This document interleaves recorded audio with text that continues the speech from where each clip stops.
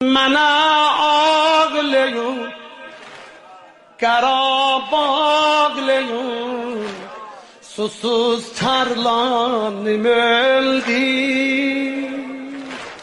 Mənə ağlayın, Qarabağ ağlayın, susuz tarlanım öldü. Aynə mənə gedin xeymədən, əza saxlayın, gözəl ceyranım öldü. Gözəl ceyranım öldü. Sen bir hal tapasan sonra ha istemem bile.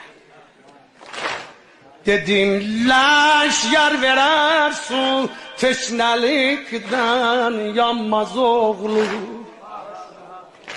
Yadın şebha, yanan kalbim kimi ateş tutup otlanmaz oğlu.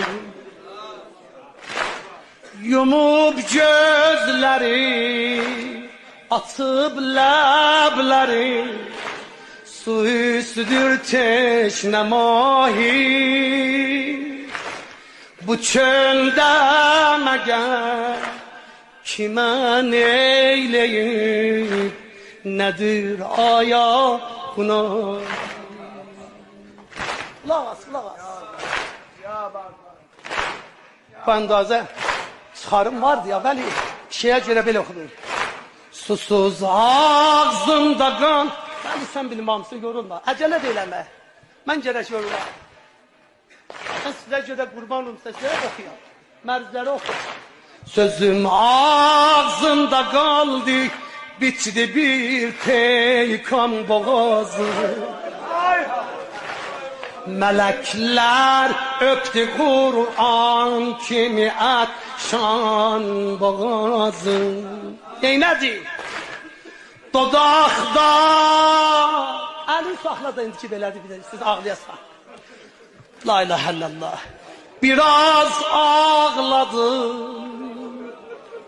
gözün bağladım, dedim yat layla yolum. Biraz ağladım, gözün bağladım, dedim ya layla yolum. Yarandan öper, diyeceğim ya yok, getirebileceğim ya yok. Yarandan öper, gözünden öper.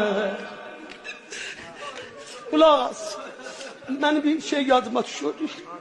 Bilmiyorum getirebileceğim ya yok, beter söz. Biraz ağladım, gözün bağladı, dedim yat layla yolum. Yarından öper, özünü öldürer, mügeyyen eyvah oğlum.